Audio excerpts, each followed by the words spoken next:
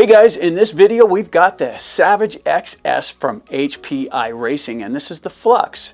So this one is 10th scale, it's four-wheel drive, it's brushless, and it's touted as the world's fastest mini monster truck.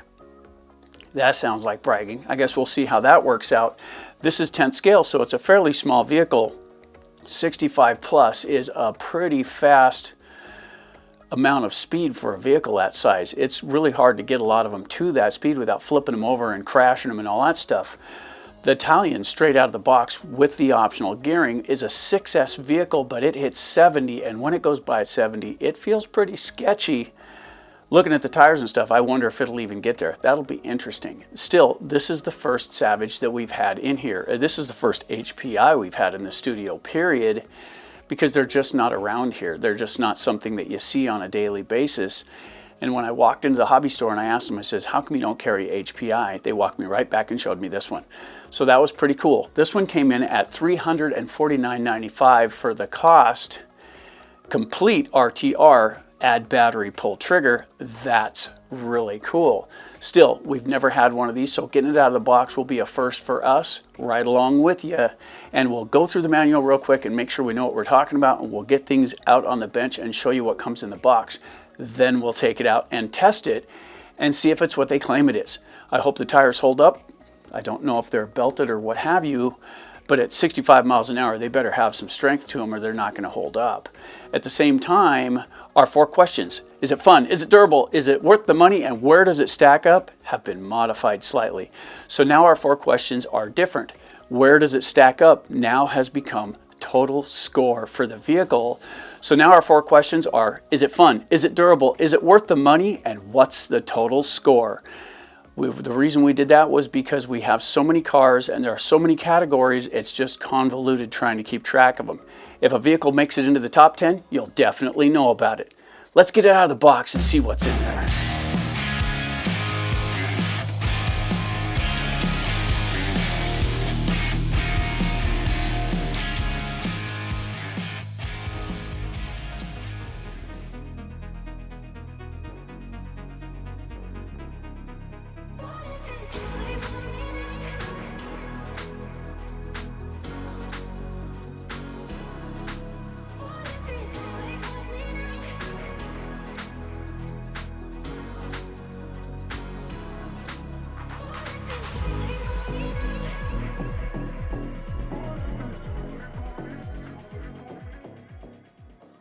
All right, so let's get this thing out of the box.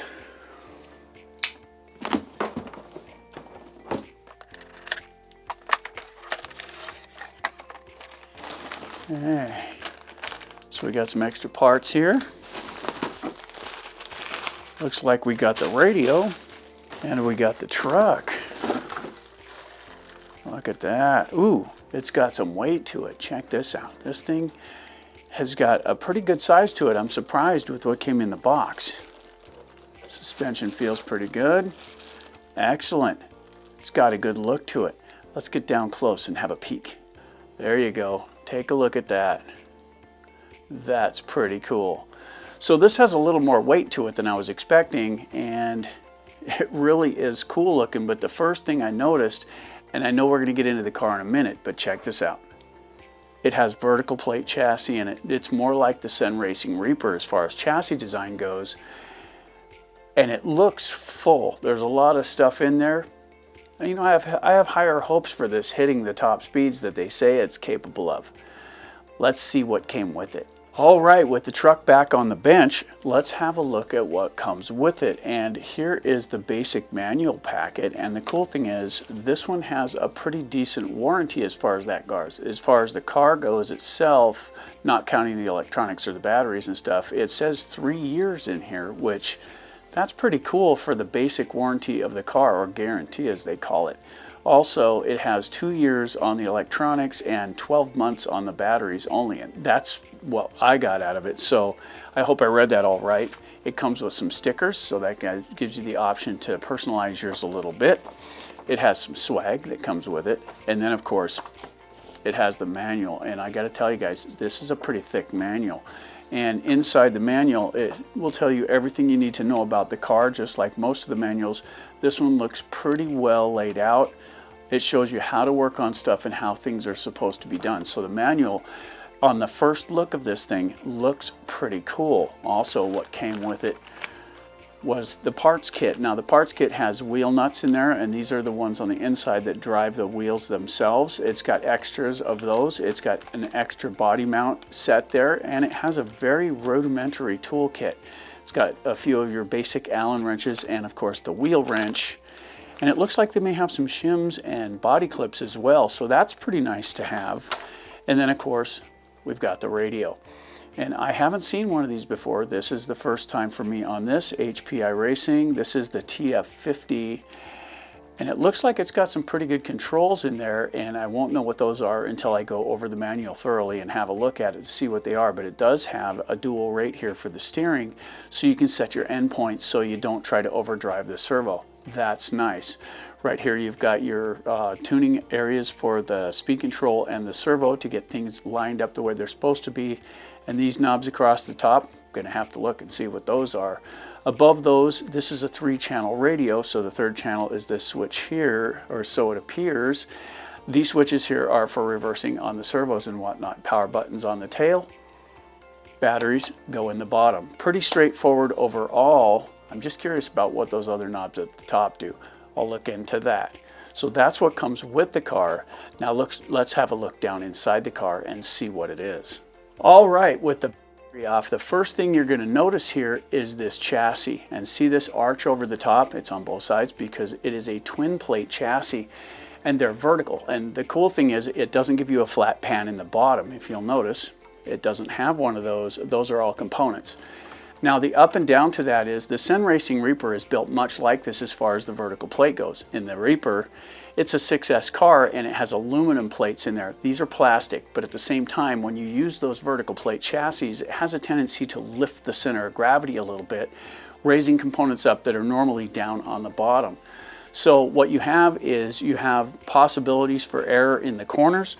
It may handle it a little rougher because of that. However, this one looks like it's pretty well designed because right down here there's a switch here and there's a switch there, and this box rocks open, and when it rocks open, that's where your battery slides in, putting it on the very bottom of the car, which gets you some weight down low where it's going to help the most. Still, when you take a look at this side, the motor's down low as well, and the battery and the motor are the 2 heaviest components in there, so that should help keep the weight down good. This is a 4,000 kV motor, and 4,000 spin up really good. On top here we have our 3S ESC there, and the radio box is right up top so you can get at it real easy. In the center you'll see this transfer case right here. The motor connects to the transfer case, goes to the slipper. Slipper runs everything out to the differentials, and according to the manual the differentials are pretty hefty and should hold up just fine. If you take a look at the suspension arms here with the solid rods on the top, I like these non-adjustable rods. They flex a little more than the metal ones that you can turn. These hold up better for bashing in my experience. Still, the arms and everything look really substantial. The bumpers feel really good on it. And I think it's a really cool looking build. When you get into the ESC though, they have Dean's connectors, which limits the amount of amperage you can run to it. But if you're running 2 or 3S, it shouldn't be a problem. Every now and then I just touch this and make sure it's not getting hot. If you are getting heat out of these, when you touch them after running it for a little bit, I'd upgrade those to something a little more substantial to eliminate that blow off for heat right there. You don't want to melt your components together and cause a short or whatever. Hopefully this will hold up really good. The tires and wheels, they feel pretty thin, guys. I mean, there's not a lot there. And at 3S with the kind of speeds and power that 4000 will turn out, I don't know how these are going to hold up until we actually take it out and test it. Overall, I like the build. I think it's really cool looking. The shocks feel really well on it as far as they're smooth. Of course, it's brand new, so they're going to be smooth, but that's not always the case. These are very nice, and HPI has been in the business for a long time, so they have that dialed in pretty well.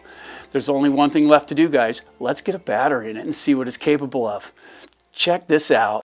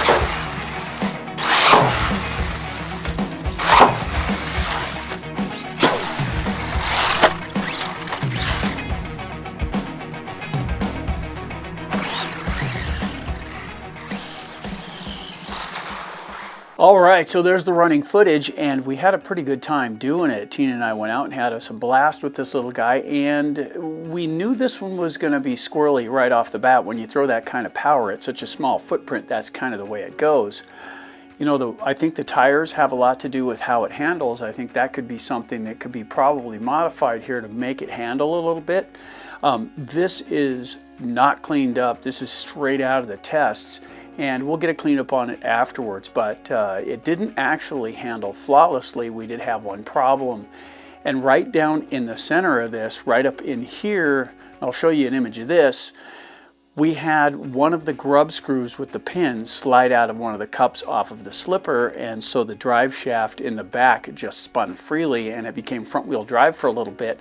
Luckily we had one in stock here and was able to get right back up and running, so that seemed to be just a lack of getting Loctite on it from the factory. So we pulled them both. We went ahead and got a fairly significant amount of Loctite on those and put them back in and had no further problems. Other than that, nothing broke. We held nothing back. We gave it all it had, and this little guy is tough. I gotta give you, this one is a tough little car, and it's quick, but it is kind of sketchy. On 2S, it handles a lot better than it does on 3S, but here's a neat little trick. The radio itself has a fix for that. So when you open this cover up right here and you get into these top 4 rows, these are your endpoint spots. The farthest one to the right as you're looking at it, so you're looking at it this way, this one over here, this is your throttle side for the speed going forward. This is brakes. Keep your brakes full up, turn that all the way up. This one on the outside, wheel it all the way down and it gives you 55–60% throttle, which makes it more controllable. And as you wheel this up towards 100%, you get more and more power to the car. When you crank it all the way up, this little monster is pretty much uncontrollable. As far as the speed runs go, we went as fast as we could get it on the stock gearing. We changed nothing. We did run it on 3S and 2S.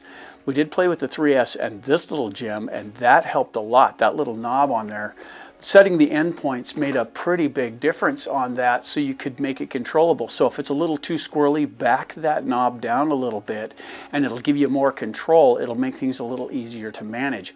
When we first went out and did the straight runs, it was really hard to keep that going in a straight line. One, the tires aren't evenly balanced, so as you saw in the rev test, they get a little going like this until you hit high speed. The problem is you can't really get it to high speed right away, so you have to go through that shudder. As soon as it starts to shudder through the car like this, you get a little more traction on one side or the other. It pulls really hard. You try to correct for it, it pulls the other way. It never ends well when that kind of stuff happens. Still, at the same time, if you ease your throttle in and you come in nice and slow and sort of get your speed up, get a nice straight run going and ease into it, we were able to get some pretty high speeds toward the end when we went out on the construction site and started playing with that. We made a couple of passes where this thing was flat screaming, and it was cool to watch. But out of 10 attempts, we might have got 2 full speed runs. At the same time, we don't know exactly what the number is, nor do we care here. It was fast enough to thrill us, and that's all that mattered. When we got it out on the ramps, however, it's really short wheelbase, so it swaps ends pretty fast. You can get a good triple out of it if you try. You can get a good double out of it on the regular. Timing your brakes to get it to land flat is paramount to getting that to stick. The problem is it has a pretty short throw on the suspension here, so even if you land it flat, it can bounce. And so I highly recommend jumping into the grass, guys. Don't jump onto hard surfaces. Jump into something. If you're going to get this off the ground, jump into something that will absorb a lot of the impact. And I've found nothing that competes with the quality of grass when you're coming down. It generally doesn't get into the components, it softens the blow somewhat, and the cars generally handle a little better when they're bouncing off of that stuff as opposed to coming down on hard pan dirt or hard asphalt or concrete. Concrete and asphalt are stupid hard on these cars, and if you don't mind buying the parts, by all means, make yourselves happy. But at the same time, if you want some longevity, I recommend jumping into grass. I find that's the best way to go about it. For being a stock vehicle, these tires here leave a lot to be desired. Now, if you take a look, let's spin it this way. The differentials are pretty much open, front and rear, so it doesn't really matter front, rear. They're pretty much wide open, and we did play with the slipper a little bit. When we got in there and started adjusting it, putting that new part in, we had to do a little adjusting on the slipper because as we tightened it up, it tended to loosen it up. However, if you've got a pair of these, and I highly recommend every toolkit have one of these in it, but these are awesome. It doesn't matter, straight, curved, it makes no difference. These are the tool of choice when it comes to stuff like that. You can reach right through the frame, get right in there and hold the nut on the slipper, and you can crank that thing down and you can set it just like that without having to try to get a cumbersome wrench in there or something. These forceps or hemostats or whatever you want to call them are invaluable when it comes to doing RC, and that's a really cool thing. Also, just so you know what we had done here, we went ahead and we ran this. Now, these are some of our favorite batteries over on Ovonic. We're not sponsored by these guys, but these batteries seem to hold up better than most of the brands that we get. And I like the 5,000 milliamp hour batteries, and these are 50C, so they do just fine. You don't need to pull any more than that if you're running Dean's connectors anyway. They don't handle the amperage of the super high ones all that well. Still, at the same time, this one, which is a fairly lengthy battery, this one here fits right in the pocket, so it's really nice. There's no modification. It's not super tight. It goes right in the pocket. All right, so that being said, let's get on to the 4 questions for the Savage Flux. Now this one was fun, but it has shortcomings as far as performance goes. I know it's a little monster truck and it's super fast and all that stuff, and it's a super short wheelbase. I mean, look how small that wheelbase is. So you're gonna have handling issues with a vehicle like this. At the same time, that does tend to take a little of the fun out of it, especially if you're used to the bigger vehicles that handle a lot better. Even if you're running it in the yard, you're running it in the driveway, you're out on hardpan someplace, or you're out in nature, this thing is still fun to play with, don't get me wrong. But is it perfect? I'd say it's far from it. For the footprint, I'd say it's excellent. But at the same time, it does have some tuning issues that you'll probably have to go through to try and get it to handle the way it actually should and not be quite so squirrely. It does have a tendency to swap ends on you really fast if you get a little out of pocket. If you're jittery on the steering a little bit, a little panicky on the throttle once in a while, this thing will get away from you, and it's super fast. It does say if you're under 14 years of age, you have to have a parent with you to run this. This is not a beginner's car, guys. If you're going to turn that one knob down on the far right there, get that endpoint set down, put a 2S in it, you could probably get your kids to play with it, but you definitely don't want to hand it to them with a 3S and full power. That would be a bad thing all the way around. So, question number 1, is it fun? It's fun, and when it runs good, it's cool, but it does take a steady hand to control it. I'm going to give this one 8 out of 10 for fun because there is some room for the desired effect of getting it to handle properly. So for fun, we're going to give this one 8 out of 10. And question number 2, is it durable? Well, with all the pounding this thing has taken in, we weren't nice to it. We ran it pretty hard and we really enjoyed playing with it, but at the same time, this thing took a beating and it literally broke nothing. Now, at the same time, we did have a failure in their ability to put things together with Loctite, and it did come apart.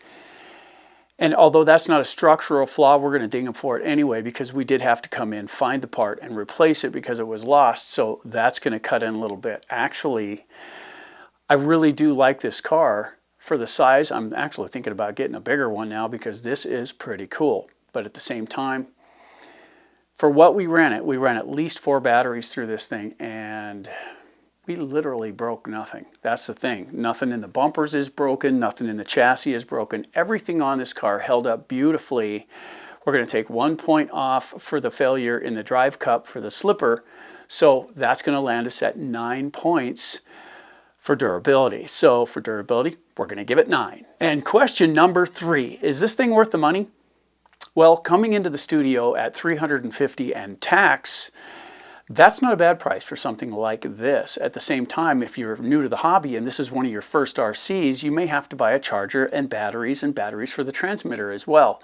Those can stack up depending on where you buy them. You can spend well over $100 for a battery if you go to the hobby store and get a high-powered one, or you can get them online and save yourself some money. Batteries are key to this kind of thing. Make sure you get good batteries for this kind of stuff, so that could add up.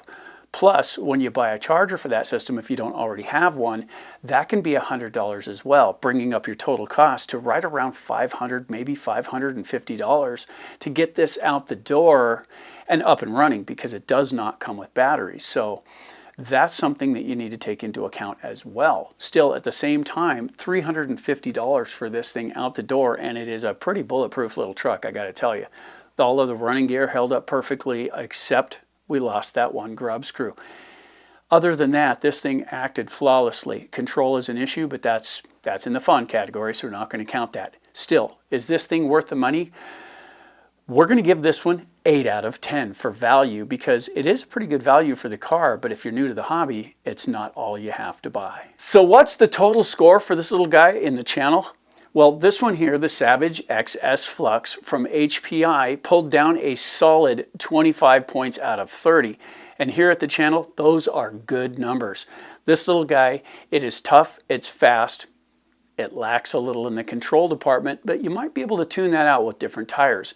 Still, at the same time, we think that number 25 is well deserved. So if you haven't already, don't forget to bash that like button and help our content spread. You know, we love doing the unboxing videos. It's really cool to see the tech that comes out. Now, we know this isn't a brand new vehicle. This one's been out for a while, but to the channel, this is day one. This is brand new, and it's exciting when we get to see something, especially like this, that's designed different than everything else that's out there.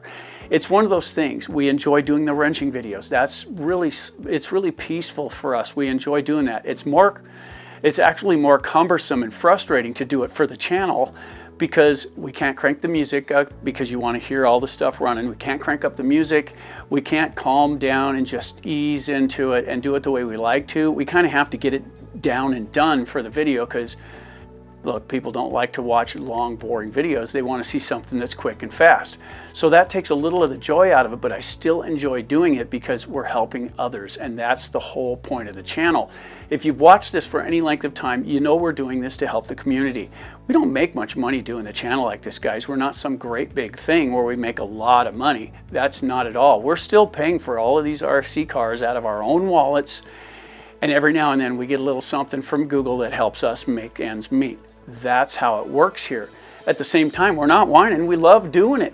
When we get to build on the 101 series, that helps the community. That makes us happy, because if we can help you solve a problem you'd normally have to take it to the hobby store for, that's a sense of accomplishment when you do it yourself. And that's what these 101 series, that's what that's been geared towards, is helping the community. And this is a perfect segue to let you know that if you have any comments you'd like to add to this video, please feel free to leave it in the comments down below and help others, that's the key word here, help others along the way. If we pull together, we're stronger as a community, and we all run better. Hey guys, for AJ Jam Studios, I'm AJ saying, keep bashing, guys.